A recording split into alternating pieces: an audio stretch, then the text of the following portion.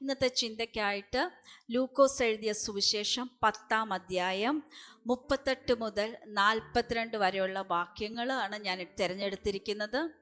ഈ ഒരു അധ്യായം ലൂക്കോസ് എഴുതിയ സുവിശേഷം 10-ാം അധ്യായത്തിൽ 3 സംഭവങ്ങൾ പറയുന്നുണ്ട്. 3 സംഭവങ്ങളും ഒരു മാലയുടെ മുത്തുകൾ പോലെ നമുക്ക് കോർത്തെടുക്കാൻ പറ്റുന്ന ഡിഫറെൻറ്റ് സംഭവങ്ങളാണെന്ന് നമുക്ക് തോന്നുമെങ്കിലും അതെല്ലാം ഒരു പ്രത്യേക ഉദ്ദേശത്തോടെയാണ് പറയുന്നത്. ഒന്നാമത്തെ സംഭവം എന്ന് പറയുന്നത്, യേശു കർത്താവ് തൻ്റെ ശിഷ്യന്മാരെ മിനിസ്ട്രിക്കായിട്ട് അയക്കുകയാണ്. അവർ സുവിശേഷമൊക്കെ പറഞ്ഞ് പല സ്ഥലങ്ങളിൽ പോയി വളരെ സന്തോഷത്തോടെ തിരിച്ചു വന്നിട്ട് കർത്താവിനോട് വളരെ എക്സൈറ്റഡ് ആയിട്ട് പറയുന്ന ഒരു കാര്യമുണ്ട്. കർത്താവെ, നിൻ്റെ നാമത്തിൽ ഞങ്ങൾ ഭൂതങ്ങളെ പുറത്താക്കി, ഞങ്ങൾക്ക് ഭൂതങ്ങൾ കീഴടങ്ങുന്നു എന്നൊക്കെ വളരെ സന്തോഷത്തിൽ പറയുമ്പോൾ കർത്താവ് അവരെ കറക്റ്റ് ചെയ്യുന്ന ഒരു കാര്യമുണ്ട്. കർത്താവ് അവർ ചെയ്ത പ്രവൃത്തിനെ ഒന്നും പറയുന്നില്ല, പക്ഷെ പറഞ്ഞു കൊടുക്കുകയാണ്, ഭൂതങ്ങൾ നിങ്ങൾക്ക് കീഴടങ്ങുന്നതിലല്ല, സ്വർഗത്തിൽ നിങ്ങളുടെ പേരെഴുതിയിരിക്കുന്നതിൽ കൂടുതൽ സന്തോഷിപ്പീൻ എന്ന് പറഞ്ഞു കൊടുക്കുകയാണ്. അതായത് അവരുടെ പ്രവൃത്തിയിൽ സന്തോഷിക്കുന്നതിന് പകരം അവരുടെ ആറ്റിറ്റ്യൂഡിനെ ഒന്ന് കറക്റ്റ് ചെയ്യാൻ കർത്താവ് പറഞ്ഞു കൊടുക്കുകയാണ്. രണ്ടാമതൊരു സംഭവം എന്ന് പറയുന്നത്, ഒരു ന്യായശാസ്ത്രി വന്നിട്ട് പറയുകയാണ്, നിത്യജീവനെ ഞാൻ അവകാശമാക്കാൻ എന്ത് ചെയ്യണം എന്ന് ചോദിക്കുമ്പം കർത്താവ് പറയാണ്, ദൈവത്തെ സ്നേഹിക്കണം, നീ എന്ത് വായിക്കുന്നു എന്ന് ചോദിച്ചു. അപ്പോൾ ദൈവവചനത്തിൽ വായിക്കുന്ന കാര്യം പറഞ്ഞു, love your God, love your neighbours. അപ്പം നീ ഇതുപോലെ തന്നെ ചെയ്യുക എന്ന് പറഞ്ഞിട്ട്, അപ്പോൾ അദ്ദേഹം ചോദിക്കുന്നു, ന്യായശാസ്ത്രി ചോദിക്കുന്ന ഒരു ക്വസ്റ്റ്യൻ ഉണ്ട്, എൻ്റെ കൂട്ടുകാരൻ ആരാണെന്ന്. അപ്പോൾ കൂട്ടുകാരൻ ആരാണെന്ന് ചോദിക്കുമ്പോൾ കർത്താവ് ഒരു നല്ല ശമരിയാക്കാരൻ്റെ ഉപമ പറഞ്ഞു കൊടുക്കുകയാണ്. ആ വ്യക്തിയെ താൻ എല്ലാം തികഞ്ഞതാണെന്ന് ചിന്തിക്കുന്ന ആ ന്യായശാസ്ത്രിയെ കറക്റ്റ് ചെയ്ത് കൊടുക്കുകയാണ്. കൂട്ടുകാരൻ ആരാണ്, നമ്മൾ ഒരിക്കലും ചിന്തിക്കാത്ത ഒരു ശമരിയാക്കാരൻ അവിടെ ഹെൽപ്പ് ചെയ്യുന്നതൊക്കെ യേശു തൻ്റെ ഉപമയിലൂടെ പറഞ്ഞു കൊടുത്ത് മനസ്സിലാക്കി കൊടുക്കുകയാണ്.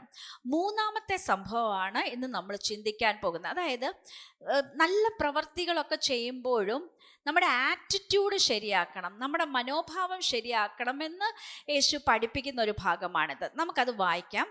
ലൂക്കോസ് എഴുതിയ സുവിശേഷം 10-ാം അധ്യായം 38 മുതൽ 42 വരെ. എന്താണെന്നറിയാമോ, പലപ്പോഴും നമ്മൾ കർത്താവിന് വേണ്ടി കുറേ കാര്യങ്ങൾ ചെയ്യുമ്പോഴും ചിലപ്പോഴൊക്കെ നമ്മുടെ മനോഭാവം മോശമായി പോകാറുണ്ട്. ഓക്കെ, നമുക്ക് വായിക്കാം. പിന്നെ അവർ യാത്ര പോകയിൽ അവൻ ഒരു ഗ്രാമത്തിലെത്തി. മാർത്ത എന്നു പേരുള്ള ഒരു സ്ത്രീ അവനെ വീട്ടിൽ കൈക്കൊണ്ടു. അവൾക്ക് മറിയ എന്നൊരു സഹോദരി ഉണ്ടായിരുന്നു. അവൾ കർത്താവിൻ്റെ കാൽക്കലിരുന്ന് അവൻ്റെ വചനം കേട്ടുകൊണ്ടിരുന്നു.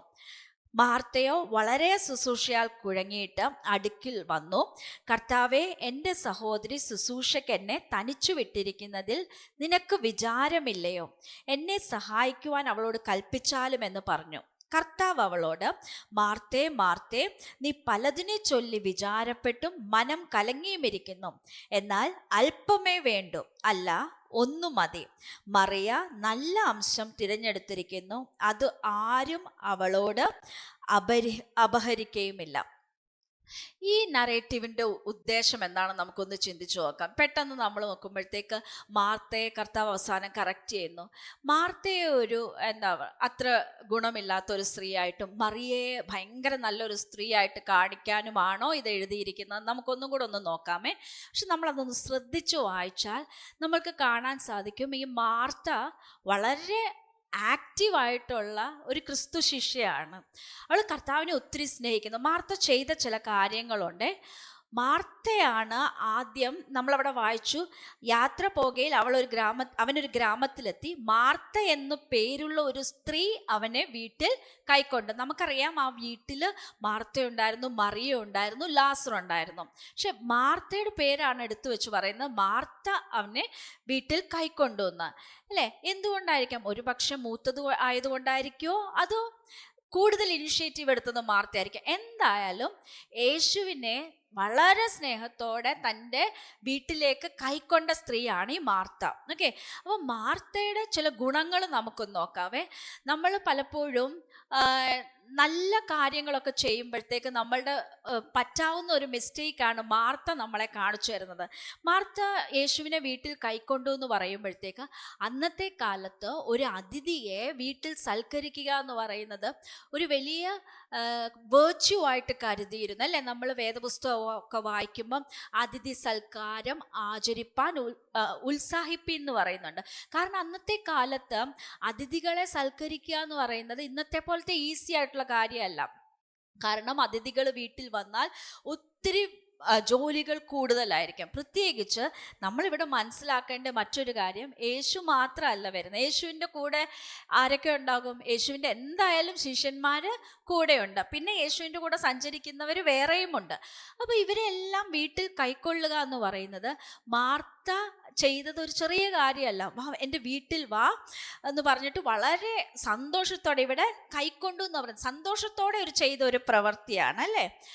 രണ്ടാമത് നമ്മൾ നോക്കേണ്ട കാര്യം, മാർത്ത യേശുവിനെ സ്നേഹിച്ചിരുന്നു. Martha love Jesus. യേശുവിനോട് വലിയ സ്നേഹമായിരുന്നു. നമുക്കറിയാം, നമുക്ക് ചിലപ്പം വിളിക്കാതെ ഗസ്റ്റ് വരുമ്പോഴത്തേക്കാണെങ്കിൽ നമുക്ക് ചിലപ്പോൾ ബുദ്ധിമുട്ട്, പക്ഷെ ചിലവർ വരുമ്പോൾ നമുക്ക് ഭയങ്കര സന്തോഷം വരും അല്ലേ. നമ്മൾ ചിലരെ വിളിച്ച് വാന്ന് പറഞ്ഞ് നമ്മുടെ വീട്ടിൽ കൊണ്ടുപോകും അല്ലേ. മാർത്ത അതുപോലെ ചെയ്തതാ, യേശുവിനെ തൻ്റെ വീട്ടിൽ സ്നേഹത്തോടെ കൈക്കൊണ്ടതാ. യേശു വരുന്നതും യേശുവിൻ്റെ ശിഷ്യന്മാർ ആ വീട്ടിലായിരിക്കുന്നതും മാർത്ത ഇഷ്ടപ്പെട്ടിരുന്നു അല്ലേ. അതുമാത്രമല്ല, മാർത്ത അവരെ സ്നേഹത്തോടെ കൈക്കൊള്ളുക മാത്രമല്ല, നമ്മൾ ഈ വേദഭാഗം വായിക്കുമ്പം ഒരു വാക്യത്തിലാണെങ്കിലും നമുക്ക് മനസ്സിലാകുന്ന ഒരു കാര്യമുണ്ട്. Martha serve Jesus. മാർത്ത യേശുവിനെ ശുശ്രൂഷിച്ചു എന്നല്ല അവിടെ എഴുതി വെച്ചിരിക്കുന്നത്. മാർത്തയോ വളരെ ശുശ്രൂഷയാൽ കുഴങ്ങിയിട്ട്, അതായത് തന്നെ കൊണ്ട് എന്തൊക്കെ ചെയ്യാൻ പറ്റുമോ തൻ്റെ വീട്ടിൽ വന്നിരിക്കുന്ന ആളുകൾക്ക് വേണ്ടി വളരെ ശുശ്രൂഷ മാർത്ത ഇങ്ങനെ ചെയ്തുകൊണ്ടിരിക്കുകയാണ്. അപ്പം നമ്മൾ അന്നത്തെ കാലത്തെക്കുറിച്ചൊക്കെ ആലോചിക്കുമ്പോഴത്തേക്ക്, ഇന്നാണെങ്കിൽ നമുക്ക് ഓർഡർ ചെയ്തൊക്കെ ഫുഡൊക്കെ വരുത്താം അല്ലേ. ഒന്ന് ആലോചിക്കുക, മാർത്ത ആ വീട്ടിലെ ഉത്തരവാദിത്വം എടുക്കുകയാണ്. ഒരാളല്ല, മിനിമം ഒരു 10-12 ആണുങ്ങൾ തന്നെ ഭക്ഷണം കഴിക്കാനുണ്ട്. എന്തോരം ഭക്ഷണം ഉണ്ടാക്കിയാല. ഇന്നാണെങ്കിൽ അരിപ്പൊടി കിട്ടും, പക്ഷെ അന്ന് പൊടിച്ചെടുക്കണമായിരിക്കും അല്ലേ. നമ്മളൊന്ന് ഇമാജിൻ ചെയ്ത് നോക്കി, എന്തോരം ജോലിയുണ്ടോ. അവർക്ക് അപ്പം ഉണ്ടാക്കണമായിരിക്കും, മീൻ ഉണ്ടാക്കണം.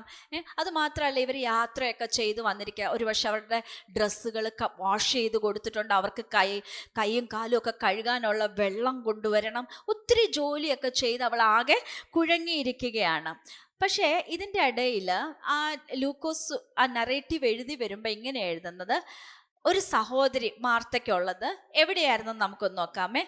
39th വേഴ്സിൽ ഇങ്ങനെയാണ് പറയുന്നത്, അവൾക്ക് മറിയ എന്നൊരു സഹോദരി ഉണ്ടായിരുന്നു. അവൾ കർത്താവിൻ്റെ കാൽക്കലിരുന്ന് അവൻ്റെ വചനം കേട്ടുകൊണ്ടിരുന്നു. മാർത്ത വളരെ നല്ല സ്ത്രീയാണ്, നമ്മൾ കണ്ടു. യേശുവിനെ വീട്ടിൽ കൈക്കൊണ്ടു, യേശുവിനോട് സ്നേഹം ഉണ്ടായിരുന്നു, യേശുവിനെ ശുശ്രൂഷിക്കുന്നു. പക്ഷെ ഇവിടെ മറ്റൊരു പിക്ചറാണ് നമ്മൾ കാണുന്നത്. മറിയ യേശുവിൻ്റെ കാൽക്കലിരുന്ന് വചനം കേട്ടുകൊണ്ടിരുന്നു.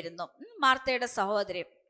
ഒരു പക്ഷെ നമ്മൾക്ക് പെട്ടെന്ന് തോന്നും ഇത് ആ മറിയ ഇരുന്ന ഒരു പൊസിഷനാണ് എന്ന് പെട്ടെന്ന് ചിന്തിക്കാൻ സാധ്യതയുണ്ട്. യേശുവിൻ്റെ കാൽക്കലിരുന്ന് യേശു പറയുന്നത് ഇങ്ങനെ കേട്ടുകൊണ്ടിരിക്കുകയായിരുന്നു. പക്ഷേ ഇതൊരു കാൽക്കൽ ഇരുന്നു എന്ന് പറയുന്നത് ആ സമയത്തെ ഒരു ടെക്നിക്കൽ ടേമാണ്.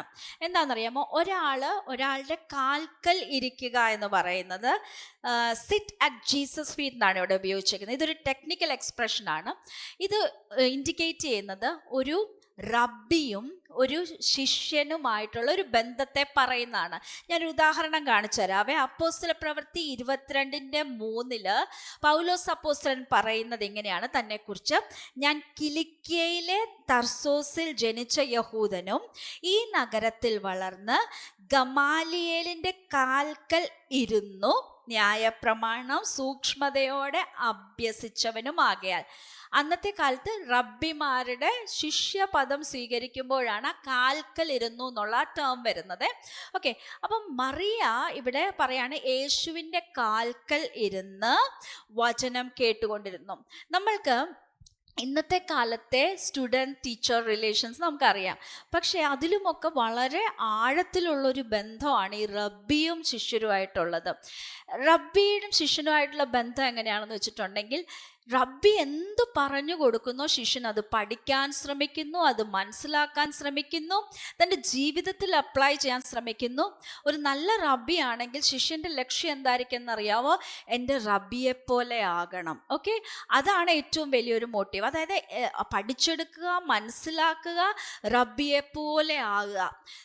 നമ്മൾ ഇവിടെ കാണുന്നു, മറിയ യേശുവിൻ്റെ കാൽക്കൽ ഇരുന്നു എന്ന് പറയുമ്പം നമ്മളൊന്ന് ആലോചിക്കുക, ഇതുപോലെ തൻ്റെ റബ്ബിയുടെ കാൽക്കലിരുന്ന് മറിയ പഠിക്കാൻ അവിടെ ഇരിക്കുകയാണ്. പിന്നെ നമ്മളൊരു റബ്ബിയുടെ കാൽക്കൽ ഒരാൾ ഇരുന്നു എന്ന് പറഞ്ഞാൽ പിന്നെ ആ ശിഷ്യൻ്റെ ലക്ഷ്യം എന്ന് പറഞ്ഞാൽ റബ്ബിക്ക് ഉള്ളതെല്ലാം നമ്മൾ മനസ്സിലാക്കിയെടുത്ത് അത് ജീവിതത്തിൽ പകർത്തുക എന്നുള്ളതാണ്. ഓക്കെ, പക്ഷേ മറ്റൊരു കാര്യവും കൂടി ഇവിടെ നമ്മൾ മനസ്സിലാക്കുക.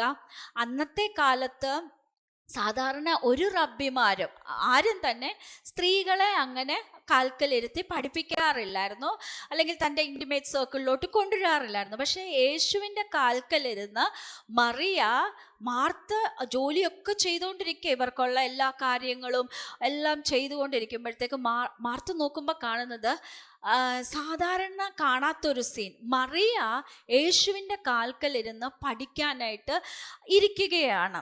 ഇത് അസ്വസ്ഥം ആക്കി മാർത്തേനെ, അല്ലേ? പക്ഷെ നമ്മൾ മനസ്സിലാക്കുക, മറിയ എടുത്ത ഒരു കാര്യമാണ് ഞാൻ യേശുവിൻ്റെ കാൽക്കൽ ഇരിക്കുക എന്നുള്ളത്. യാക്കോബ് എഴുതിയ ലേഖനം 1:23-24 ഇങ്ങനെ പറയുന്നുണ്ട്, മറിയ ജസ്റ്റ് ആ വചനം കേൾക്കുക എന്ന് മാത്രമല്ല, യേശുവിൻ്റെ ശിഷ്യനായ ഈ യാക്കോബ് അപ്പോസ്തലൻ എഴുതുകയാണ്, ഒരുത്തൻ വചനം കേൾക്കുന്നവനെങ്കിലും ചെയ്യാത്തവനായിരുന്നാൽ അവൻ തൻ്റെ സ്വാഭാവിക മുഖം കണ്ണാടിയിൽ നോക്കുന്ന ആളോടൊക്കുന്നു. അവൻ തന്നെത്താൻ കണ്ടു പുറപ്പെട്ട് താൻ ഇന്ന രൂപമായിരുന്നു എന്ന് മറന്നു പോകുന്നു. അപ്പം മറിയ അവിടെ ഇരിക്കുന്നത്, യേശുവിൻ്റെ കാൽക്കൽ ഇരിക്കുന്നത് കുറച്ച് കാര്യങ്ങൾ വെറുതെ കേൾക്കുക എന്നുള്ളതല്ല, അത് കേൾക്കുകയും തൻ്റെ ജീവിതത്തിൽ പ്രാവർത്തികമാക്കുക എന്നുള്ള ഉദ്ദേശത്തോടും കൂടെയാണ്. നമ്മൾ മനസ്സിലാക്കേണ്ട ഒരു കാര്യമാണ്, Jesus wants every disciple to sit at his feet. യേശു കർത്താവ് ആഗ്രഹിക്കുന്ന ഒരു കാര്യമുണ്ട്, ഓരോ ശിഷ്യനും തൻ്റെ പാദപീഠത്തിൽ ഇരുന്ന് തൻ്റെ വാക്കുകൾ കേൾക്കണമെന്നുള്ളത്. നമ്മൾ വേദപുസ്തകത്തിൽ സുവിശേഷ ഭാഗങ്ങൾ വായിക്കുമ്പോൾ പല സ്ഥലത്തും യേശു ഒരു സ്ഥലത്ത് ഇരുന്നു, അല്ലെങ്കിൽ പ്രസംഗിപ്പാൻ ഇരിക്കുമ്പോഴത്തേക്ക് ഉപദേശിപ്പാൻ തുടങ്ങുമ്പം ജനമെല്ലാം ചുറ്റും വന്നിരുന്ന് അത് കേൾക്കുന്നല്ലേ. അപ്പം ഒരു കർത്താവ് തൻ്റെ ശിഷ്യന്മാരെ കുറിച്ച് ആഗ്രഹിക്കുന്ന കാര്യമാണ് ഇതുപോലെ തൻ്റെ പാദപീഠത്തിൽ ഇരിക്കുക എന്നുള്ളത്.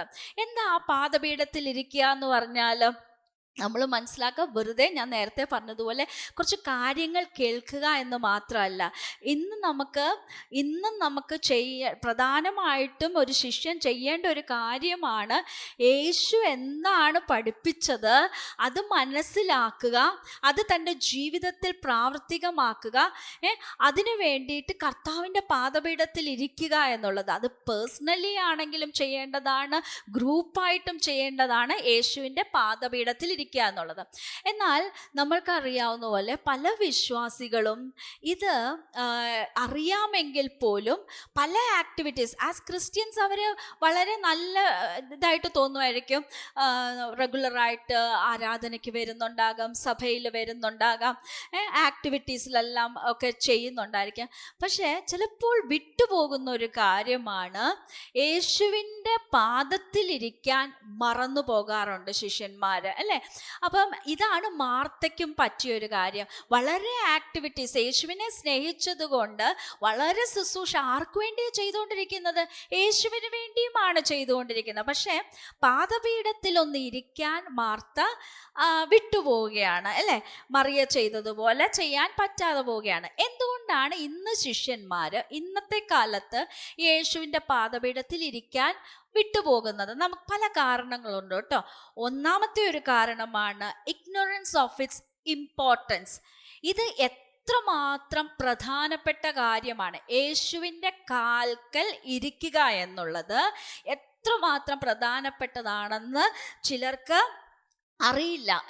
കർത്താവിൻ്റെ അന്ത്യകൽപ്പനയിലെ ഒരു ഭാഗം തന്നെ ഇതാണ്: നിങ്ങൾ പുറപ്പെട്ട് പിതാവിൻ്റെയും പുത്രൻ്റെയും പരിശുദ്ധാത്മാവിൻ്റെ നാമത്തിൽ സ്നാനം കഴിപ്പിച്ചും ഞാൻ നിങ്ങളോട് കൽപ്പിച്ചതൊക്കെയും പ്രമാണിപ്പാൻ തക്കവണ്ണം ഉപദേശിച്ചും കൊണ്ട്. അതായത് യേശു എന്താണോ പഠിപ്പിച്ചത് അത് പ്രവർത്തിക്കുവാൻ തക്കവണ്ണം ആളുകളെ ട്രെയിൻ ചെയ്തുകൊണ്ട് അവരെ ശിഷ്യരാക്കുവാനാണ്. ഇതെങ്ങനെയാണ് പറ്റുന്നത്? യേശു പഠിപ്പിച്ച കാര്യങ്ങൾ എന്താണെന്ന് മനസ്സിലാക്കുവാനും അത് ജീവിതത്തിൽ അപ്ലൈ ചെയ്യുന്നതും വളരെ പ്രധാനപ്പെട്ട കാര്യമാണെന്ന് ചിലർക്കെങ്കിലും അറിയില്ല. അതുകൊണ്ട് അത്ര പ്രധാനപ്പെട്ട കാര്യമാണത്. അപ്പോൾ അതിൻ്റെ ഇമ്പോർട്ടൻസ് അറിയാത്തത് കൊണ്ട് യേശു എന്താ പഠിപ്പിച്ചതെന്ന്, അല്ലെങ്കിൽ കർത്താവിൻ്റെ വചനം എന്താ പറയുന്നത്, ദൈവാത്മാവ് ഇന്ന് എന്നോട് സംസാരിക്കുന്ന എന്താണെന്ന് പറഞ്ഞ് ഒന്ന് ദൈവത്തിൻ്റെ പാദപീഠത്തിൽ ഇരിക്കാൻ പലർക്കും പറ്റാതെ പോകുന്നു. ചില ക്രിസ്ത്യൻസിന് പറ്റിപ്പോണം, അല്ലെങ്കിൽ ക്രിസ്തു ശിഷ്യർക്ക് പറ്റുന്ന ഒരു അബദ്ധം പെർഫോമൻസ് ഓറിയൻറ്റഡ് ആയി പോകാറുണ്ട്. ആ വേർഡ് ഞാനൊന്നും കൂടെ പറയാം. പെർഫോമൻസ് ഓറിയൻറ്റഡ് എന്ന് പറഞ്ഞാൽ മാർത്തയെ പോലെ യേശുവിന് വേണ്ടി പല കാര്യങ്ങൾ ചെയ്യുന്നത്. അത് ആർക്കു വേണേലും സംഭവിക്കാവുന്ന കാര്യമാട്ടോ. അത് പ്രസംഗിക്കുന്നവർക്ക് സംഭവിക്കാം, ക്രിസ്ത്യൻ ആക്ടിവിറ്റീസിലുള്ളവർക്ക് സംഭവിക്കാം. യേശുവിന് വേണ്ടി ഞാൻ ഇന്നതൊക്കെ ചെയ്യണം, അല്ലെങ്കിൽ ചേർച്ചിൽ ഞാൻ ഇന്നതൊക്കെ ചെയ്യുന്നുണ്ട്. ആ പെർഫോമൻസിൽ തൃപ്തരായിട്ടിരിക്കും. പക്ഷേ യേശുവിൻ്റെ പാദപീഠത്തിലിരിക്കാൻ മിസ്സായി കഴിഞ്ഞാൽ അവിടെ ഒരു പ്രശ്നമുണ്ട്. എന്നാൽ മാർത്ത ചെയ്തത് നല്ല കാര്യമാണോ? വളരെ നല്ല കാര്യമാണ് യേശുവിനെ ശുശ്രൂഷിക്കുന്നത്, അല്ലേ? യേശുവിന് വേണ്ടിയാണ് ഇതെല്ലാം ചെയ്തുകൊണ്ടിരുന്നത്. പക്ഷെ കർത്താവ് ഒരിക്കൽ തൻ്റെ ശിഷ്യന്മാരോട് പറഞ്ഞ വ്യക്തമായിട്ടുള്ളൊരു കാര്യമുണ്ട്: എൻ്റെ ആടുകൾ എൻ്റെ ശബ്ദം കേൾക്കുന്നു. എൻ്റെ ആടുകൾ എൻ്റെ ശബ്ദം കേൾക്കുന്നു. കർത്താവിൻ്റെ ഒരു ആട്, അല്ലെങ്കിൽ കർത്താവിൻ്റെ ഒരു ശിഷ്യൻ്റെ ഒരു പ്രത്യേകത, കർത്താവ് എന്താണോ പറയുന്നത് അത് മനസ്സിലാക്കുവാൻ. എങ്ങനെയാണ് മനസ്സിലാക്കുന്നത്? അത് ഒന്നുകിൽ ദൈവവചനം വായിക്കുന്നുണ്ട്, പേഴ്സണലി ധ്യാനിക്കുന്നുണ്ട്, അല്ലെങ്കിൽ വചനം കേൾക്കുമ്പോൾ ശ്രദ്ധിച്ച് കേൾക്കുന്നുണ്ട്. ആ ഒരു സ്വഭാവം അവരുടെ ജീവിതത്തിലുണ്ട്. എൻ്റെ ആടുകൾ എൻ്റെ ശബ്ദം കേൾക്കുന്നു. അപ്പോൾ ഒന്നാമത്തെ കാരണം ഈ യേശുവിൻ്റെ പാദപീഠത്തിൽ ഇരിക്കാത്തത്, അത് അതിൻ്റെ ഇമ്പോർട്ടൻസ് അറിയത്തില്ല. രണ്ടാമത് കാരണം ഇതാണ്: failure to sit at Jesus feet is not considered a big issue. അതായത് വ്യക്തിപരമായിട്ട് ഇപ്പോൾ ഒന്ന് പ്രാർത്ഥിച്ചില്ല, ദൈവവചനം വായിക്കുന്നില്ല, അല്ലെങ്കിൽ ദൈവവചനം വായിച്ച് ജീവിതത്തിൽ അപ്ലൈ ചെയ്യുന്നില്ല. ഇനി സഭയിലാണെങ്കിൽ പോലും പ്രസംഗങ്ങൾ കേൾക്കുന്നത് പോലും അത് ജീവിതത്തിൽ അപ്ലൈ അല്ലെങ്കിൽ ആ ഒരു പ്രോസസ്സിനെ, സിറ്റിംഗ് അറ്റ് ജീസസ് ഫീറ്റ്, ആ പാദപീഠത്തിലിരിക്കുന്ന പ്രവൃത്തി വലിയ പ്രധാനപ്പെട്ടതായിട്ട് പലരും കരുതാറില്ല. അതിലും ചിലപ്പോൾ ഇമ്പോർട്ടൻ്റ് ആയിട്ട് കരുതുന്ന ഞാൻ ഫിസിക്കലി ചേർച്ചിൻ്റെ അകത്ത് ഞാൻ ഉണ്ടായിരിക്കണം, ഞാൻ വന്നു, സൺഡേസിൽ വരുന്നുണ്ട്, അത് ഭയങ്കര ഇമ്പോർട്ടൻ്റ് ആയിട്ട് കരുതുന്നു. പക്ഷേ സിറ്റിംഗ് അറ്റ് ജീസസ് ഫീറ്റ് അത് ജീവിതത്തിലുണ്ടോ, അതത്ര പ്രധാനപ്പെട്ടതാണോ എന്നും പലപ്പോഴും അത് ചെക്ക് ചെയ്യാനും മാർഗമില്ല. അവരവർ തന്നെ തീരുമാനിക്കണം ഞാൻ ദൈവസന്നിധിയിൽ അങ്ങനെ ഇരിക്കുന്നുണ്ടോന്നല്ലേ. ഒരിക്കൽ ഒരു പ്രീച്ചർ ഇങ്ങനെ പറഞ്ഞു കേട്ടിട്ടുണ്ട്. ഞാൻ പലപ്പോഴും വിട്ടുപോകുന്ന ഒരു കാര്യമുണ്ട്. ആളുകൾക്ക് വേണ്ടി പ്രീച്ചേഴ്സ് സാധാരണ എന്താ ചെയ്യുന്നത്? കേൾക്കാൻ വരുന്നവർക്ക് ഉള്ള പ്രസംഗം തയ്യാറാക്കുക. അപ്പം നമ്മൾ വിചാരിക്കും ഫുൾ ടൈം അവരിങ്ങനെ ദൈവവചനമായിട്ട് ഇരിക്കുമായിരിക്കുമെന്ന്. പക്ഷെ പറ്റാവുന്ന ഒരു മിസ്റ്റേക്ക് ഞാൻ പറഞ്ഞുതരാം. ആളുകൾക്ക് എന്ത് കൊടുക്കണം എന്ന് അവർ പ്രിപ്പയർ ചെയ്ത്, ഈ പ്രീച്ചർ പറഞ്ഞ കാര്യം ഇതാണ്: കർത്താവ് എന്നോട് സംസാരിക്കുന്നത് എന്താണെന്ന് കേൾക്കാൻ ഞാൻ മറന്നു പോകാറുണ്ടെന്നിടയ്ക്ക്. ഒന്ന് ആലോചിച്ച് നോക്കിക്കേ. ചിലപ്പോൾ നമ്മളൊരു വേർഷിപ്പ് ലീഡർ ആണെന്ന് വിചാരിച്ചോ, വേർഷിപ്പ് ലീഡറായിട്ട് വേർഷിപ്പ് മറ്റുള്ളവരെ കൊണ്ട് ചെയ്യിക്കാനായിട്ട് പലപ്പോഴും ഉത്സാഹത്തിൽ പോകും. പക്ഷെ സ്വന്തമായിട്ട് ദൈവസന്നിധിയിലിരുന്ന് ആരാധിക്കാൻ, ദൈവം പറയുന്നതെന്ന് കേൾക്കാൻ നമ്മൾ വിട്ടുപോകും. ഇത് എല്ലാ ഏരിയാസിലും ആപ്ലിക്കബിൾ ആട്ടോ. അപ്പം നമ്മൾ എല്ലാവരും അവരവരോട് ചോദിക്കേണ്ട ചോദ്യമാണ്: ഞാനൊരു പെർഫോമൻസ് ഓറിയൻറ്റഡ് ആയിട്ട് പോകുന്നുണ്ടോ, അതോ യേശുവിൻ്റെ പാദപീഠത്തിൽ ഇരിക്കുന്നത് ഞാൻ ഇമ്പോർട്ടൻ്റ് ആയിട്ട് കരുതുന്നു? ഒരിക്കലും, ഞാൻ വീണ്ടും പറയട്ടെ, മാർത്ത ചെയ്തത് മോശമായിരുന്നില്ല കേട്ടോ. പക്ഷെ യേശു അതെങ്ങനെയാണ് കറക്റ്റ് ചെയ്തതെന്ന് നമുക്ക് നോക്കാവേ. ഇനി ചിലപ്പം നമ്മൾ ദൈവത്തിൻ്റെ പാദപീഠത്തിൽ ഇരിക്കാൻ വിട്ടുപോകുന്നതിൻ്റെ മറ്റൊരു കാരണം, we are so preoccupied and busy. ന്യായമായ കാരണമെന്ന് തോന്നും അല്ലേ? ഭയങ്കര തിരക്കാണ്. ആർക്കാ തിരക്കില്ലാത്ത? കുട്ടികൾക്ക് തിരക്കുണ്ട് അല്ലേ? സ്കൂളിൽ പോണ കുട്ടികൾക്ക് തിരക്കുണ്ട്, പഠിക്കുന്നവർക്ക് തിരക്കുണ്ട്, ജോലിക്ക് പോണവർക്ക് തിരക്കുണ്ട്, വീട്ടമ്മമാർക്ക് തിരക്കുണ്ട്, ഈവൻ പ്രായമായവർക്കും തിരക്കുണ്ട്. എല്ലാവരോട് ചോദിച്ചാലും അവരവരുടേതായിട്ടുള്ള തിരക്കുകളുണ്ട്. തിരക്കില്ലാത്ത മനുഷ്യരില്ല. പക്ഷേ ഈ തിരക്കുകൾ കൂടിക്കൂടി മറ്റെല്ലാ കാര്യങ്ങൾക്കും പ്രാധാന്യം കൊടുക്കുമ്പം നമ്മൾ പെട്ടെന്ന് അവോയ്ഡ് ചെയ്യുന്ന ഒരു കാര്യമായിരിക്കാം ഈ സിറ്റിംഗ് അറ്റ് ജീസസ് ഫീറ്റ്, ദൈവത്തിൻ്റെ പാദപീഠത്തിൽ ഇരിക്കുക എന്നുള്ളത്. അപ്പം നമ്മളെ തന്നെ ന്യായീകരിക്കും, എനിക്ക് തിരക്കുള്ളത് കൊണ്ടല്ലേ എന്ന്. പക്ഷേ ഈ തിരക്കുകൾ കൂടുമ്പോൾ നമ്മൾ മനസ്സിലാക്കേണ്ട ഒരു കാര്യമുണ്ട്, പോസ് ഇടാൻ സമയമായി. നമ്മൾ ഒന്ന് നമുക്ക് തിരക്കുകൾക്ക് നമ്മൾ ചില സമയത്ത് നമ്മൾ റെസ്റ്റ് എടുക്കാൻ, ഇപ്പോൾ ഡോക്ടർ അഡ്വൈസ് ചെയ്യുകയാണെങ്കിൽ നമ്മൾ റെസ്റ്റ് ചെയ്യില്ലേ? അപ്പം നമുക്ക് റെസ്റ്റ് ചെയ്യാനും അറിയാം. പക്ഷേ എന്തുകൊണ്ടാണ് ഈ തിരക്കുകൾക്കിടയിൽ കർത്താവിൻ്റെ പാദപീഠത്തിൽ നമ്മൾ ഇരിക്കാതെ പോകുന്നു വെച്ചാൽ, നേരത്തെ പറഞ്ഞതുപോലെ അതിൻ്റെ ഇമ്പോർട്ടൻസ് നമുക്ക് ശരിക്കും മനസ്സിലായിട്ടില്ല. അത് എത്ര പ്രധാനപ്പെട്ടതാണെന്ന് നമ്മൾ ചിന്തിക്കുന്നില്ല. തിരക്കുകൾക്ക് കൂടിയിട്ട് ഇപ്പം എനിക്ക് പാദപീഠത്തിൽ ഇരിക്കാൻ സമയമില്ല എന്ന് ഇപ്പം ഈ പ്രസംഗം കേൾക്കുമ്പോൾ ആർക്കെങ്കിലും തോന്നുന്നുണ്ടെങ്കിൽ, ഞാൻ നിങ്ങളോട് സ്നേഹത്തിൽ പറയട്ടെ, പോസ് ഇട്ട് ഒന്ന് നിൽക്കാൻ സമയമായിട്ടുണ്ട് അല്ലേ? തിരക്കുകൾ മാറ്റിവെച്ച് ദൈവസന്നിധിയിലിരിക്കുക. കർത്താവേ, അങ്ങേക്ക് എന്താണ് എന്നോട് സംസാരിക്കാനുള്ളതെന്ന് ദൈവവചനത്തിൽ വായിക്കുക, മനസ്സിലാക്കുക, പ്രാർത്ഥനയിൽ ദൈവമായിട്ട് ടൈം സ്പെൻഡ് ചെയ്യുക അല്ലേ? പിന്നെ വേറൊരു റീസണാണ് ഫൈൻഡിങ് സബ്സ്റ്റിറ്റ്യൂട്ട്സ്. നമ്മൾ എന്തുകൊണ്ട് ദൈവസന്നിധിയിൽ അങ്ങനെ കർത്താവിൻ്റെ കാൽക്കൽ ഇരിക്കുന്നില്ലെന്ന് ചോദിച്ചാൽ, നമ്മൾ അതിന് സബ്സ്റ്റിറ്റ്യൂട്ട് കണ്ടുപിടിക്കും. മാർത്തയെ പോലെ മാർത്ത അതിന് സബ്സ്റ്റിറ്റ്യൂട്ട് ചെയ്തത് എങ്ങനെയായിരുന്നു? യേശുവിൻ്റെ പാദപീഠത്തിൽ ഇരിക്കുന്നതിന് പകരം യേശുവിന് വേണ്ടി കാര്യങ്ങൾ ചെയ്തുകൊണ്ട് നടക്കുകയാണ്. അതിലൊരു ഡിഫറൻസ് ഉണ്ട്. അവൾ വളരെ അധ്വാനിക്കുന്നുണ്ട്, പക്ഷെ ഒന്ന് ഇരിക്കാൻ സമയമില്ല. പക്ഷെ അങ്ങനെ ചെയ്തപ്പം മാർത്തയ്ക്ക് പറ്റിയത് എന്താണെന്ന് അപ്പം നമ്മൾ മനസ്സിലാക്കേണ്ട കാര്യം, നമ്മൾ വിചാരിക്കും യേശുവിനെ സ്നേഹിക്കുന്നുണ്ട്, യേശുവിന് വേണ്ടി ഒത്തിരി കാര്യങ്ങൾ ചെയ്യുന്നുണ്ട്. പക്ഷെ മാർത്ത ഇന്ന് എന്നോടും നിങ്ങളോടും ഓർപ്പിക്കുന്ന ഒരു കാര്യമുണ്ട്. ഈ ഒരു തിരക്കുകളുടെ ഇടയിൽ നമ്മൾ ഓടുമ്പം, വളരെ ശുശ്രൂഷ ചെയ്തുകൊണ്ട് പോകുമ്പം, കർത്താവിൻ്റെ പാദപീഠത്തിൽ നമ്മൾ ഇരിക്കാൻ സമയം കണ്ടെത്തുന്നില്ലെങ്കിൽ നമുക്ക് പറ്റാവുന്ന അബദ്ധം മാർത്ത നമുക്ക് കാണിച്ചു തരികയാണ്. നമ്മുടെ സ്വഭാവമേ മാറിപ്പോകും. മാർത്തയെ നിങ്ങൾ ഓർക്കുന്നുണ്ടോ? യേശുവിനെ ആദ്യം വലിയ സന്തോഷത്തോടെ വീട്ടിലോട്ട് സ്വീകരിച്ച വ്യക്തിയാണ്. ആ മുഖത്ത് ചിരി ഉണ്ടായിരുന്നു അല്ലേ? നമ്മളൊരു വീട്ടിൽ ചെല്ലുമ്പം ആ വീട്ടിൽ നമ്മൾ സന്തോഷത്തോടെ കുറച്ച് നേരം ഇരിക്കണമെങ്കിൽ ആ വീട്ടിലുള്ളവരുടെ മുഖം നമ്മൾ നോക്കത്തില്ലേ? മുഖം മാറിയാൽ നമുക്ക് മനസ്സിലാവും പോകാൻ സമയം അല്ലേ? അന്നാ സമയം നമ്മൾ വെൽക്കം ആണിതെന്ന് നമുക്ക് ആ മുഖത്തും നോക്കിയാൽ ഫീൽ ചെയ്തു. പക്ഷേ മാർത്തയുടെ മുഖം മാറി. ഇവിടെ 40-ാം വാക്യത്തിൽ പറയുന്നത്, മാർത്ത എങ്ങനെയാണ് യേശുവിനോട് ഒരു കംപ്ലൈൻറ്റുമായിട്ട് ചെല്ലുന്നത് നോക്കി. യേശുവിനെ സ്നേഹിച്ച് യേശുവിനെ വീട്ടിലോട്ട് വരുത്തി യേശുവിന് വേണ്ടി ശുശ്രൂഷ ചെയ്തുകൊണ്ടിരുന്ന മാർത്തയുടെ ഭാവം മാറുകയാണ്. ഇതാർക്കും സംഭവിക്കാം. ലൂക്കോസ് 10:40 നമുക്കൊന്ന് വായിക്കാമേ. മാർത്തയോ വളരെ ശുശ്രൂഷയാൽ കുഴങ്ങിയിട്ട് അടുക്കൽ വന്നു. കർത്താവേ, എൻ്റെ സഹോദരി ശുശ്രൂഷയ്ക്ക് എന്നെ തനിച്ചു വിട്ടിരിക്കുന്നതിൽ നിനക്ക് വിചാരമില്ലയോ? എന്നെ സഹായിക്കുവാൻ അവളോട് കൽപ്പിച്ചാലും എന്ന് പറഞ്ഞു. കർത്താവ് അവളോട്, മാർത്തേ മാർത്തേ, നീ പലതിനെ ചൊല്ലി വിചാരപ്പെട്ടും മനം കലങ്ങിയും ഇരിക്കുന്നു. വളരെ സന്തോഷത്തോടെ യേശുവിനെ സ്വീകരിച്ച വ്യക്തിയാണ് മാർത്ത. പക്ഷെ ഇപ്പം മാർത്തയുടെ ജീവിതത്തിൽ സംഭവിച്ചേക്കുന്നത് എന്താണെന്നറിയാമോ? പുറമേ ശുശ്രൂഷിച്ചുകൊണ്ട് നടക്കുന്നുണ്ടെങ്കിലും മാർത്തയുടെ ഹൃദയം മാറിപ്പോയി.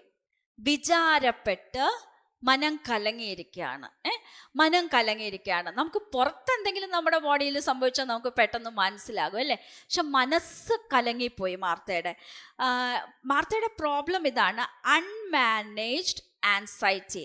നമുക്ക് അതായത് സ്വന്തം മനസ്സിനെ പോലും നിയന്ത്രിക്കാൻ പറ്റാത്ത, മാനേജ് ചെയ്യാൻ പറ്റാത്ത രീതിയിൽ മാർത്ത മനം കലങ്ങി, ആൻഷ്യസ് ആകാൻ തുടങ്ങി. നിങ്ങൾക്കറിയാവോ, നമ്മൾ മനസ്സ് കലങ്ങിക്കഴിഞ്ഞാൽ ഒരു ആഡില്ലേ, വിശക്കുമ്പോൾ ഞാനല്ലാതായി മാറും എന്ന് പറഞ്ഞ പോലെ ഈ മനസ്സ് കലങ്ങിയാൽ നമ്മുടെ സ്വഭാവമേ മാറും. ആ ചിരിച്ചുകൊണ്ട് യേശുവിനെ ശിഷ്യന്മാരെയും വീട്ടിലോട്ട് സ്വീകരിച്ച മാർത്തയുടെ മുഖമേ മാറി.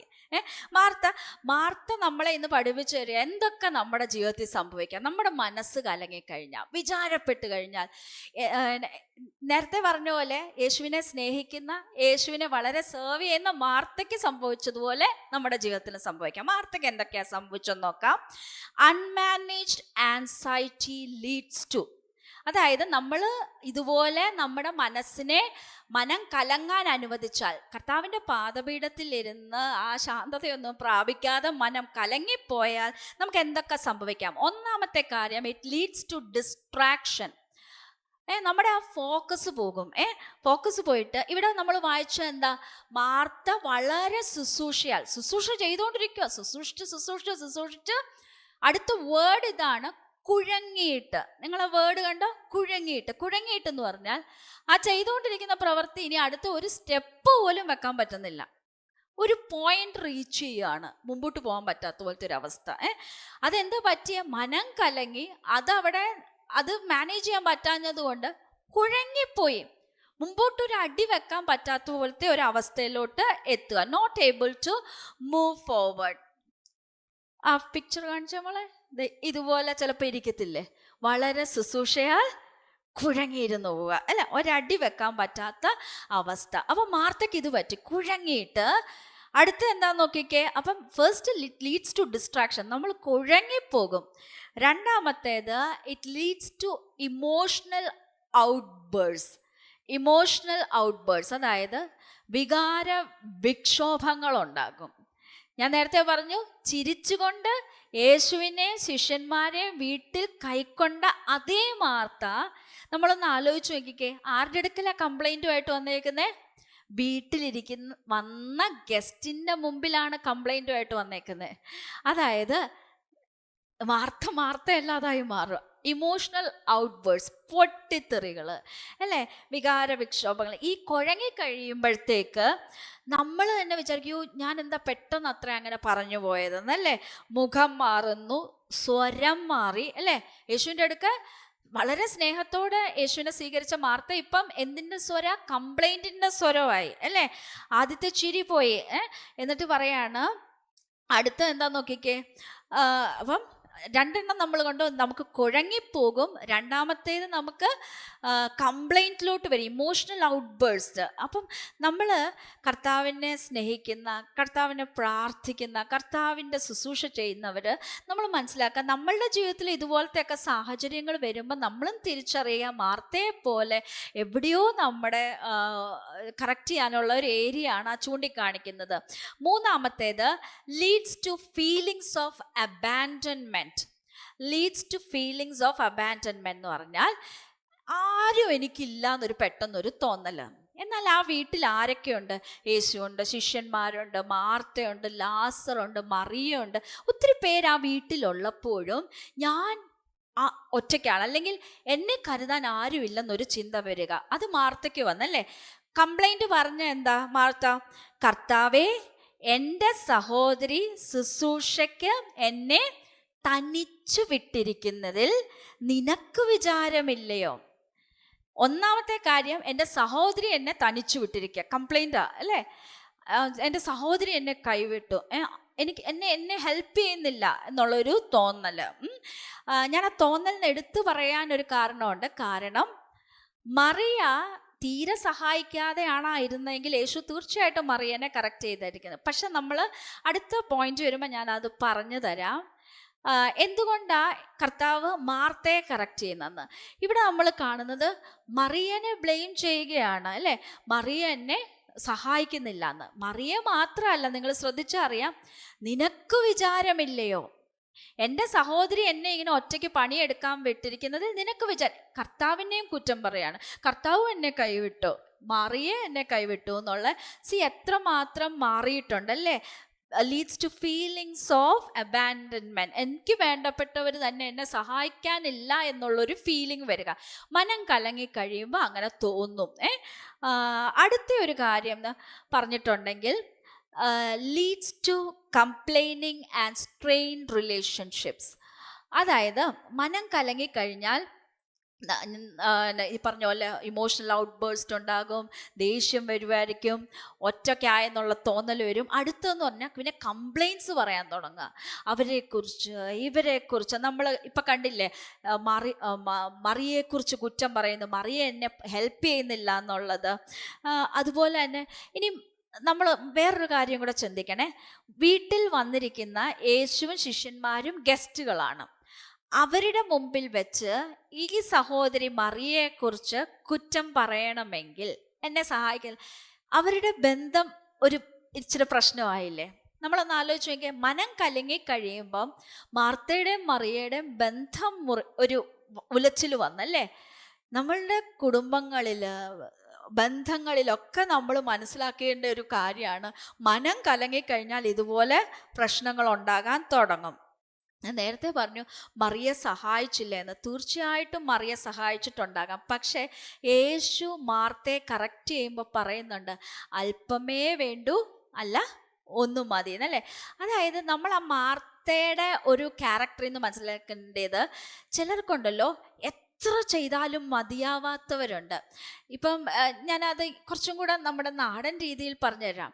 ഇപ്പം വീട്ടിൽ ഒരു ഗസ്റ്റ് വരുമ്പം ചിലവർ ഒരു ബിരിയാണി ഉണ്ടാക്കി, ഒരു നല്ലൊരു ഡെസേർട്ട് ഉണ്ടാക്കി, അതൊക്കെ ഉണ്ടിച്ചു തൃപ്തിയാകുന്ന വീട്ടമ്മമാരുണ്ടായിരിക്കും. പക്ഷെ ചില വീട്ടമ്മമാർ അങ്ങനെയല്ല, ബിരിയാണി മാത്രം പോരാ, അപ്പവും കോഴിക്കറി ആദ്യം വേണം, അത് കഴിഞ്ഞ് ബിരിയാണി കൊടുത്തു, പിന്നെ ചോറും മറ്റേ കറികളും കൂടെ വേണം. ഇങ്ങനെ ചിന്തിക്കുന്നവരൊക്കെ അല്ലേ. എനിക്ക് തോന്നുന്നു മാർത്ത ഞാൻ ലാസ്റ്റ് പറഞ്ഞ കാറ്റഗറി. എത്ര ചെയ്താലും തൃപ്തി വരത്തില്ല, ഇനിയും വേണം എന്നുള്ള യേശു കർത്താവ് അവിടെ ആയിരിക്കും മാർത്തനെ കറക്റ്റ് ചെയ്യുന്നത്. അല്പം മതി മാർത്ത എന്നുള്ളത് അല്ലേ. നമ്മൾ ചിലപ്പം ഇങ്ങനെ നമ്മൾ കുറേ അങ്ങ് അധികം നമ്മളുടെ ഒരു കപ്പാസിറ്റിയിലും കൂടുതൽ ചെയ്യാൻ ശ്രമിക്കുമ്പം ചിലപ്പോൾ നമ്മൾ കുഴഞ്ഞു പോകും. ഒന്ന് ശ്രദ്ധിക്കുക, മാർത്ത സിൻഡ്രോം നമ്മുടെ ജീവിതത്തിലും ഉണ്ടോ എന്നല്ലേ. ഇനിയും വേറൊരു കാര്യം എന്താണെന്നറിയാം, നമ്മൾ കുഴങ്ങിക്കഴിഞ്ഞാൽ, മനം കലങ്ങിക്കഴിഞ്ഞാൽ ഈ ബന്ധങ്ങൾ മറ്റുള്ളവരുമായിട്ട് മാത്രമല്ല, ലീഡ്സ് ടു ക്വസ്റ്റ്യനിങ് ഗോഡ്. ഒരു നല്ല ക്രിസ്തു ശിഷ്യ അല്ലേ മാർത്ത. മാർത്ത യേശുവിനെ സ്നേഹത്തോടെ വീട്ടിൽ കൈക്കൊണ്ടതാണ്. പക്ഷെ അവസാനം യേശു വീട്ടിലിരിക്കുമ്പോൾ ചോദിക്കുന്ന ചോദ്യം എന്താ? എൻ്റെ സഹോദരി എന്നെ സഹായിക്കാത്തതിൽ നിനക്ക് വിചാരമില്ലേ? ക്വസ്റ്റ്യൻ ചെയ്യാണ്. നോക്ക് അവസാനം എവിടെയാ വന്ന് നിൽക്കുന്നതെന്ന്. നമ്മൾക്ക് ഇതുപോലെ മനം കലങ്ങിക്കഴിഞ്ഞാൽ പിന്നെ നമുക്ക് എന്താ നമ്മൾ ചോദിക്കുന്നത്, ആരോടാ ചോദിക്കുന്നത് എന്നുള്ള നമ്മുടെ ഒരിത് പോകും.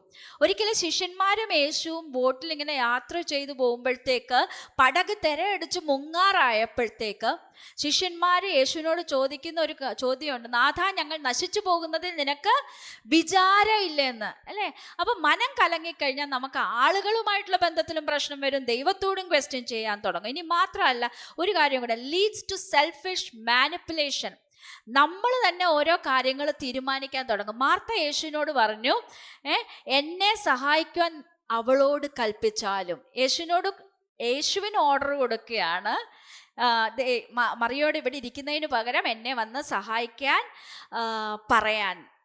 അതൊരു സെൽഫിഷ്നെസ് കയറി വരികയാണ്. എൻ്റെ ഇഷ്ടം പോലെ കാര്യങ്ങൾ നടക്കണം എന്നല്ലേ, മറ്റുള്ളവർ എങ്ങനെ എന്നോട് പെരുമാറണം, അല്ലെങ്കിൽ ദൈവം എങ്ങനെ പെരുമാറണം എന്നൊക്കെ അങ്ങോട്ട് തീരുമാനിക്കുന്ന ഒരു സ്വഭാവം.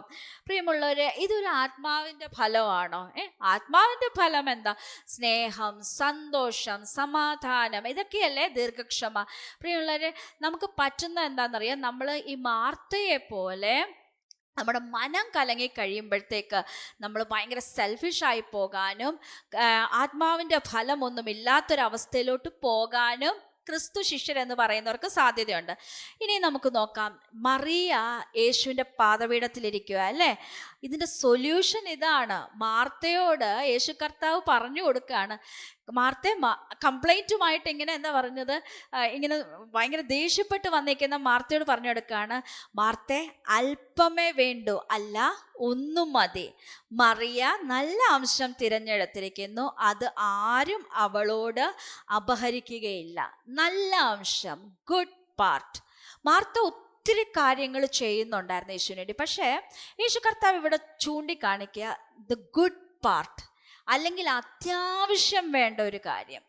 ഇത് ആർക്കും എടുത്തു കളയാൻ പറ്റാത്തൊരു കാര്യമാണ്.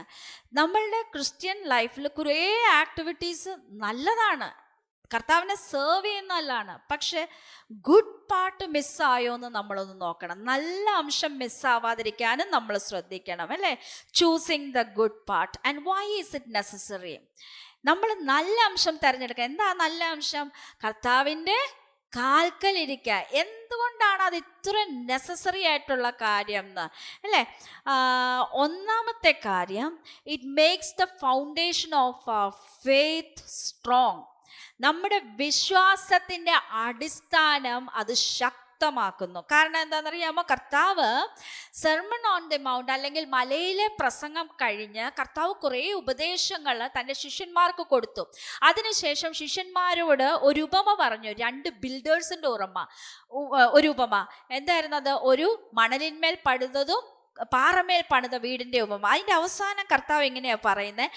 ആകയാൽ എൻ്റെ ഈ വചനങ്ങളെ കേട്ട് ചെയ്യുന്നവനൊക്കെയും പാറമേൽ വീട് പണിത ബുദ്ധിയുള്ള മനുഷ്യനോട് സദൃശനാകുന്നു. വൻമഴ ചൊരിഞ്ഞു, നദികൾ പൊങ്ങി, കാറ്റടിച്ചു, അത് വീട്ടിന്മേൽ അലച്ചു, അത് പാറമേൽ അടിസ്ഥാനമുള്ളതാകയാൽ വീണില്ല. അപ്പം കർത്താവ് ആഗ്രഹിക്കുന്ന ഇതാണ്, എൻ്റെ ഈ വചനങ്ങളെ കേട്ട് പ്രമാണിക്കുന്നവൻ.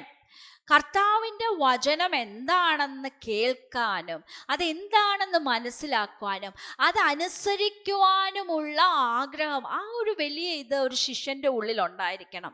എന്താ കർത്താവ് ആഗ്രഹിക്കുന്നത്? അതെനിക്ക് അനുസരിക്കണം എന്നുള്ളത്.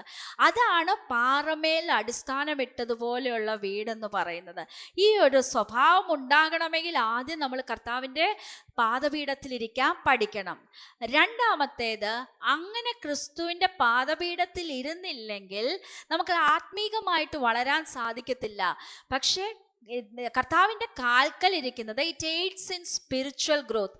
നമ്മൾ ആത്മീകമായിട്ട് കുറേ വർഷമായിട്ടും പ്രാർത്ഥനകളിൽ കൂടിയിട്ടും നമുക്ക് ആത്മീകമായിട്ടൊരു വളർച്ച ഇല്ലെന്നുള്ളത് എന്തുകൊണ്ടാണെന്നറിയാമോ? ഈ സ്വഭാവമില്ലാത്തത് കൊണ്ടാണ്. പത്രോസിന്റെ ലേഖനത്തിൽ പറയുന്നത്, ഇപ്പോൾ ജനിച്ച ശിശുക്കളെ പോലെ വചനമെന്ന മായമില്ലാത്ത പാൽ കുടിപ്പാൻ വാഞ്ചിപ്പിൻ. വചനം എവിടെയെങ്കിലും പറയുമ്പോൾ അത് കേൾക്കുവാൻ, അത് പഠിക്കുവാനുള്ള ആഗ്രഹം, അതിൽ കൂടെയാണ് സ്പിരിച്വൽ ഗ്രോത്ത് ഉണ്ടാകുന്നത്. സ്പിരിച്വൽ ഗ്രോത്ത് ഉണ്ടായാലേ, ആത്മീകമായിട്ട് വളർച്ച ഉണ്ടാകുമ്പോഴാണ് ആത്മീകമായ പക്വതയുണ്ടാവുന്നത്. ഓക്കെ, സ്പിരിച്വൽ മെച്യൂരിറ്റി എന്ന് പറയും. ആ ഒരു പക്വതയിലോട്ട് വരുമ്പോഴാണ് നമ്മൾ ഈ പറഞ്ഞ പോലെ ആത്മാവിൻ്റെ ഫലങ്ങൾ നമ്മൾ ക്രിസ്തു ശിഷ്യരാന്ന് കാണുമ്പോൾ തന്നെ ആളുകൾക്ക് മനസ്സിലാവുള്ളൂ. സ്നേഹം വരുന്നു, സന്തോഷം വരുന്നു, എവിടെ പോയാലും സമാധാനം ഉണ്ടാക്കുന്നു, ദീർഘക്ഷമയോടെ പെരുമാറാൻ പറ്റുന്നു, പരോപകാരം ചെയ്യുന്നു, ദയ വരുന്നു, വിശ്വസ്തത വരുന്നു, സൗമ്യത വരുന്നു, ഇന്ദ്രിയജയം. ഇതൊക്കെ എങ്ങനെയാണ് ഉണ്ടാകുന്നത്? ഈ കർത്താവിൻ്റെ വചനം കേൾക്കുകയും അതനുസരിക്കുകയും ഒക്കെ തുടങ്ങുമ്പോഴാണ്. അതുപോലെ തന്നെ കർത്താവിൻ്റെ കാൽക്കൽ ഇരിക്കുമ്പോൾ സംഭവിക്കുന്ന ഏറ്റവും പ്രധാനപ്പെട്ട മറ്റൊരു കാര്യം, it's the process that transforms us.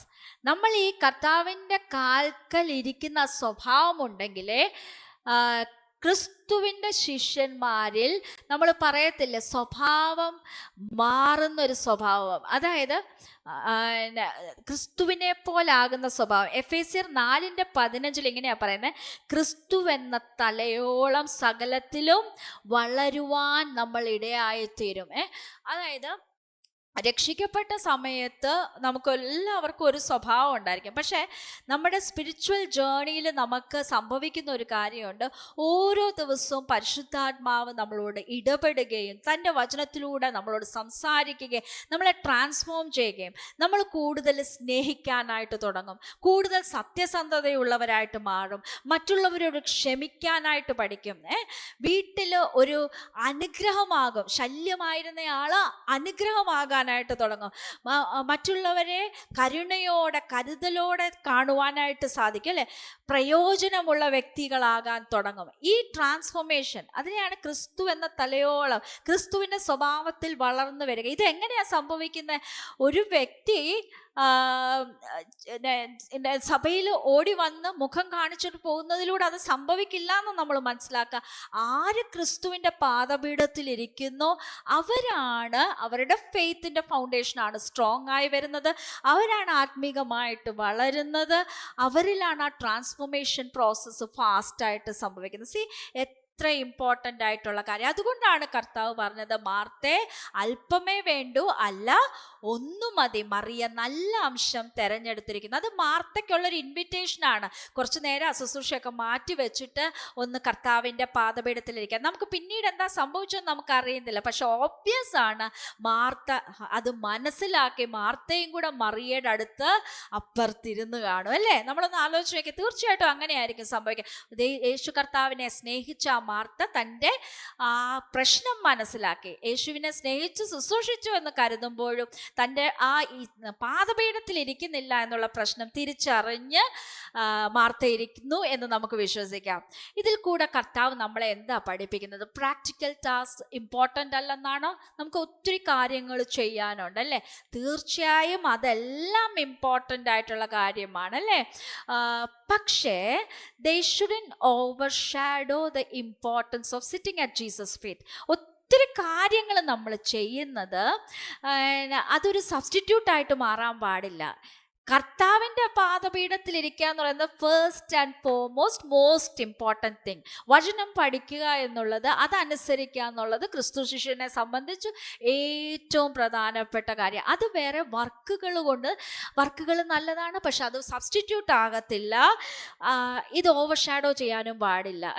നമ്മൾ ഓരോരുത്തരും തീരുമാനമെടുക്കും, കർത്താവെ അങ്ങ് മാർത്തയെ കറക്റ്റ് ചെയ്ത പോലെ എന്നെയും കറക്റ്റ് ചെയ്യണമേ, മറിയെ പോലെ നല്ല അംശം തിരഞ്ഞെടുത്തുകൊണ്ട് എന്നാൽ അപ്പോൾ തന്നെ ക്രിസ്തുവിൻ്റെ ശുശ്രൂഷയിൽ വർദ്ധിച്ചു വരുന്നവരുമാകുവാൻ ദൈവമേ ഞങ്ങളെ സഹായിക്കണേ എന്ന് പ്രാർത്ഥിക്കാം അല്ലേ? നമ്മൾ ചിലപ്പോൾ നമ്മുടെ ഈ തിരക്കുകളുടെ ഇടയിൽ, ഓട്ടത്തിൻ്റെ ഇടയിൽ, പക്ഷെ നമ്മൾ മനസ്സിലാക്കുക ഒരു ഷോർട്ട് ലൈഫാണ് കർത്താവ് നമുക്ക് തന്നേക്കുന്നത് അല്ലേ? പക്ഷേ ഈ ഷോർട്ട് ലൈഫ് ഏറ്റവും ഫ്രൂട്ട്ഫുൾ ആക്കാനായിട്ട് നമുക്ക് ഏറ്റവും നല്ല മെത്തേഡ് എന്ന് പറയുന്നത് കർത്താവിൻ്റെ പാദപീഠത്തിലിരുന്ന് ആ ശക്തി പ്രാപിച്ചുകൊണ്ട് നമ്മളെ ദൈവം ട്രാൻസ്ഫോം ചെയ്യുന്ന പ്രോസസ്സിലൂടെ കൂടുതൽ ഫലവത്തായിട്ടുള്ള വ്യക്തിയായിട്ട് ഏറ്റവും കുറച്ചും കൂടെ നന്നായിട്ട് ലോകത്തിലുള്ളവരുടെ ഇടപെടാൻ കർത്താവ് ആ പ്രോസസ്സിൽ കൂടെ സഹായിക്കും. നമ്മൾ ഇത് ഇഗ്നോർ ചെയ്യുമ്പോൾ ഉണ്ടല്ലോ, ഞാൻ നേരത്തെ പറഞ്ഞതുപോലെ മാർത്തയ്ക്ക് സംഭവിച്ചു, നമ്മുടെ സ്വഭാവം നമ്മളല്ലാതായിപ്പോ, അത് നമ്മളിൽ സംഭവിക്കാൻ പാടില്ല. നമ്മളൊന്ന് റീതിങ്ക് ചെയ്യുക, കർത്താവ് എവിടെയെങ്കിലും എൻ്റെ പ്രയോറിറ്റി മാറിക്കിടക്കുന്നുണ്ടെങ്കിൽ അത് എന്നോടുള്ള വചനമാണ്, നമ്മളോട് ഓരോരുത്തരോടുമുള്ള വചനമാണ്, ഒരു ഓർമ്മപ്പെടുത്തലാണ് ഈ ലൂക്കോസ് തരുന്നത്. മാർത്തയെ പോലെ ശുശ്രൂഷയുടെ ഇടയ്ക്ക് കുഴങ്ങി മനം കലങ്ങിപ്പോകാതെ മറിയെ പോലെ നല്ല അംശം തിരഞ്ഞെടുത്തുകൊണ്ട് അതിന് ഇമ്പോർട്ടൻസ് കൊടുക്കുക, അപ്പോൾ തന്നെ ശുശ്രൂഷയിൽ വർദ്ധിച്ചു വരുന്നവരുമായിരിക്കുക. God bless you all.